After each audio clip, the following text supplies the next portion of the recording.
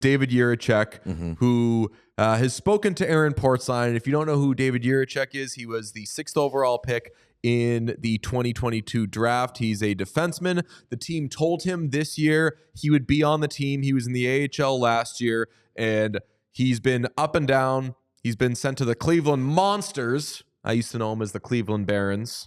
Oh, I used to know them as the Lake Erie River Monsters. That's why I don't even know when that. It's so much better. But I get it. You can't really just claim an entire lake like that. But he's basically saying, yo, the team sucks. Let me stay on this team. Play me more. Put me on the power play. I'm seeing other guys from my draft year. He, quite frankly, I don't know what your takes are going to be on all this. He sounds like a fucking child. What? Yeah, he sounds like a fucking child. I disagree. Strongly disagree with him. Strongly disagree. He's standing up for himself, but he sounds like a child. I disagree. I was like pretty impressed by the quotes. I thought that he didn't whine. I have the exact yes, he did. did. I wouldn't classify it as whining. I think that like he's making good points. He's bringing evidence to the table. He's saying, listen, like a guy like Kevin Korchinski, who was taken around me that year, like he's getting his time to adjust. He's getting his minutes. He's getting his power play opportunities. Kevin Korchinski has nothing to do with David Jiricek. Sure.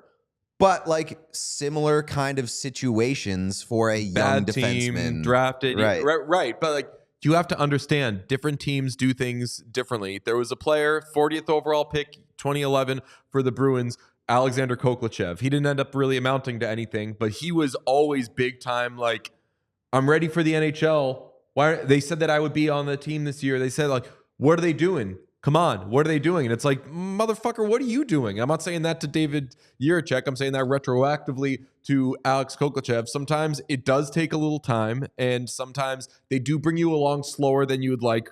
God, why can't I think of his name? Larson in Adam Larson? Not Adam Larson. Why can't I think of 2nd overall pick, Anaheim? Leo Carlson?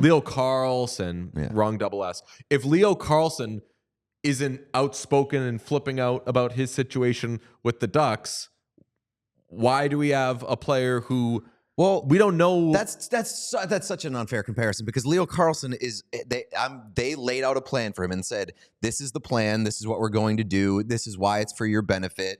And we're sticking to it. Dude, David Jiricek has not played in almost like a calendar month. His last game for the NHL, or for the Blue Jackets, was January 9th. That was 20 days ago, and he just got sent down for the 4th time. Like, you have to let this guy get his reps. You have to let him play. It's no good for him to jerk him around, keep sending him up and down, keep taking him in and out of the lineup, making him a healthy scratch. You have to have a plan, and you have to allow him to play. And I think it's something that PHOY's Charlie O'Connor pointed out. Like, Columbus is a bad team. Right. And if you're David Jiricek, you're sitting there being like, why the fuck aren't you acting like a bad team and playing me? Like, what do you have to gain from playing anybody else? And also the point that someone in the chat brought up, and they brought up in 32 Thoughts, like telling a kid to get a place in Columbus, which is a pretty heavy implication, like you're going to be spending time in Columbus and then shipping him off. Kind of fucked, but I mean that chick kind of happens. But I think telling a kid to get a place doesn't necessarily mean that like he's guaranteed a spot on the NHL roster. Does it mean that like that they're hoping that he's on the NHL roster in the lineup for this season and going to be a full season for him? Sure, that's what it indicates. But you're not necessarily like you're not beholden to kind of playing a guy on the roster the entire year just because you told him to get a place. If he's not playing up to an NHL caliber roster or NHL caliber player, by all means, send him down. My big thing with the Blue Jackets is like, what are you trying to accomplish this year? What is the goal this year? The goal should be to get your young players experience, to allow them to get the reps and have this be sort of a building block year for the future. And a guy like David Jiricek, who I haven't paid super close attention. Exactly. His assessment of the situation, and he said, like, they told me after a game, hey, you got some things you need to work on. I disagreed, but whatever. And it's like, cool, well, then you can disagree, and you could think, I'm playing okay. I'm showing that I should be here. If the team feels differently, Lord knows they could be wrong about it, but you don't fucking dictate the terms, not to sound boomery, but like you don't decide that, well, because I was drafted here, I should be playing right now.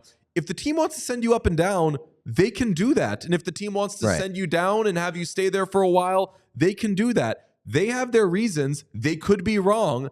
Definitely we will mock the team if they're wrong. But like, you're a 20-year-old kid. We don't know what you are yet. I know that we all want to find out what you are. But if the team's taking it slowly with you, it's not some grave injustice. But I don't think he was acting like it. Like he wasn't crying about it. And I think it's a good thing that he like clearly A, has confidence in his abilities, and B, like doesn't like wants to be in the NHL. Like I don't think he was being a baby about like with his quotes. I don't think he was being a baby about it. I agree and like with that. I don't know. Like he wants to be in the fucking NHL. I think it's a good thing that he's not taking it lying down, and he's not trying to throw anybody under the bus. He's not like yelling at Vincent, being like he doesn't know how to coach or anything like that. He just saying his piece. Chat said he played in Cleveland last weekend. Yeah, I just meant he hasn't played the Blackhawks in almost Never. He's never played for the Blackhawks. He hasn't played for the Blue Jackets in like almost a month at this point, and they've just kind of been jerking him around. So like that's my thing. I just keep going back to like the Blue Jackets have nothing right now, and ultimately it boils down to: do you think David Jiricek is one of the Blue Jackets' 6 best defensemen? And I think that he probably is. Probably, but I don't know. And if there's a guy who's older, more experienced, and a little worse, and they think, you know what, we play this guy and then keep him in the AHL, which we can send him up and down and everything, then he can work on his game. He can learn these things. He can not get embarrassed out there. Fine, fuck it, we'll do that. Like, that's a thing that teams do. And I don't think, like, as Sean said, he's not screaming, like, woe is me, why are they doing this to me? But he's saying, like, yeah, like, I don't see what the problem is. I feel like I should be in the NHL. But if your argument is that they're trying to protect him from being embarrassed, trying to protect him from kind of getting down on himself, isn't it clear that this is doing the opposite of that?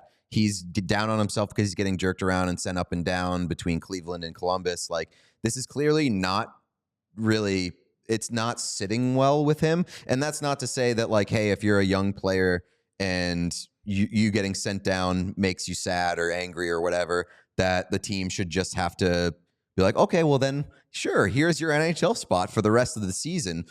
But again, the Blue Jackets are terrible. They should be using this runway to get these guys up to speed at the NHL level, let them have their growing pains in the latter half of a season that doesn't really matter. I mean, that's the Fantilli stuff too, moving him to the wing. Pascal Vincent says that if he moves him to the wing, it lightens the load of the responsibility of what he has to feel in terms of playing the defensive game. But like, Adam Fantilli is your future franchise center. He is your franchise center basically now because you suck down the middle. Why not let him get his reps and have those growing pains and have those frustrations and teach him how to manage those now? Teams do that all the time, though. Do you know how many players are drafted by centers, drafted as centers, and they play the wing for a year, 2 years, 3 years before they end up getting moved over? Tyler Seguin, right wing for the Bruins. Seth Jarvis, left wing or right wing or whatever for the Hurricanes.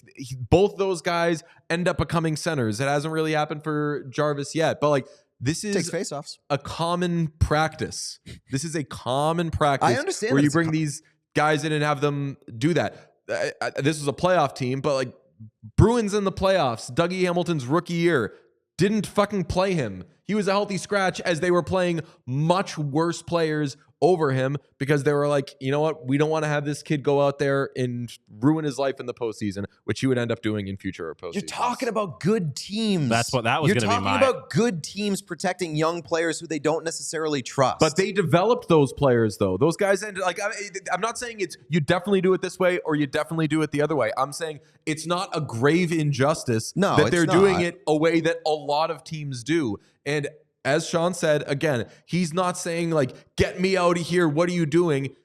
But like, there's this cry on his behalf of you must be playing him and you must not. You don't fucking have to. Stacey makes a really good comparison too with the center and wing thing. Quentin Byfield, like the Kings took it really slow with Quentin Byfield, and he had his frustrations. And this year he's exploded, and he's been really good up until the Kings fell apart and just got thrown in the blender. But like, yes, I understand that this happens, but overall, I feel like there is a major disconnect in Columbus with whether it's like the coaching staff and the front office, or whether it's the coaching staff and just a lack of organizational self-awareness. You are not a good team. You are a young team with a lot of young players who can learn things from this season. And I think that they're kind of punting on some of these learning opportunities on a bad team. I am absolutely not offended by what they are doing with David Jiricek. I think that this should not derail his career. This shouldn't change his career. I'm not offended. I understand it's like one of the bigger talking points for the Columbus Blue Jackets, because they don't really have anything going for them. But I'm not offended. My thing is that I have no reason to believe that the Blue Jackets are like doing things the right way. It doesn't seem like they have a plan. If I'm Jiricek, if like that I think ultimately is the problem. It's just like if I'm Jiricek, I think I deserve to be in the NHL. And it's one thing if the organization doesn't believe it, but I don't even think that the organization doesn't believe it doesn't deserve to be in the NHL. They just don't know what the fuck is going on. Right. And it really just seems like they have no plan. Yeah. And that's tough. And when you've got a 20-year-old that you use a 6th overall pick on getting frustrated, it's not a great sign, and it's just one of many things going wrong in Columbus right now. They have to kind of figure this out in the next week or two. I mean, I'm defending the Blue Jackets here, which maybe isn't the smartest thing in the world, but I think that we're conflating doing it one of the two ways with not having a plan, because the way that they are doing it is a thing that teams do pretty regularly. It's not the more exciting thing, and I know that when you're a bad team, you say, okay, well, get as many answers as you can on as many players as you possibly can, but maybe they don't want to run him into the ground. Maybe they think that if they play him a lot, he's going to end up being bad. I don't want to spend any more time on this because we've repeated the same like 3 things 100 times, and that is, as they say, bad radio, bad TV, or whatever. But I think that ultimately it boils down to there's 2 options they can take with him. They're taking one of them, and it's the less fun option for us, the viewers, and certainly for him. I hope that he doesn't get too down on himself as a result of this, but I don't think this derails his career or further derails a season that if these are the rails, here's the Columbus Blue Jackets. Just leave him in the AHL then. Stop. Yeah, you're right. Like, Yeah, I don't have a problem with him not being an NHL player. Just stop. Just tell him that he's going to spend Yes. the rest of the season in the AHL. Exactly. I do like, though, we didn't rent show out his Columbus apartment. We didn't show the quotes, but I referenced this one. My favorite quote of it, though, is they told me last game was not good enough for me. I told them, I don't think so, but that's your opinion. I was out of the lineup after that. I don't think. That's your opinion. We'll see about that. I love that's your opinion. I also wanted to point out one of the quotes from Pascal Vincent was talking about Jiricek's frustration. He said, I get it. My daughter wants her own car. She's 13 years old. It's the Amazon effect. Everybody wants it now. And that's where, like I said before, like such a dickish Get quote. PV out. That's crazy. That's such a dickish He's quote. like my teenage daughter. That's crazy. so Yeah, my daughter wants a car. I understood when I was making the point of like this is a childish move on the player's part. I understand that you're dancing into boomer, maybe even like MAGA territory. Pascal Vincent was just like, let me just set up in this territory. Yeah, let me just right. say it. He's being me a leave no 13-year-old doubt. child. Daniel also brings up a good point. It's just like, it's crazy that CBJ still like, everyone shows up. Because I was going to make the point that like, why not just keep them up there to sell tickets? But they don't even have that problem. Like they just, Columbus like, people fans. show up. You could have us on the ice and they'd show up. I like the Blue Jackets, man. We all silly like the mayor.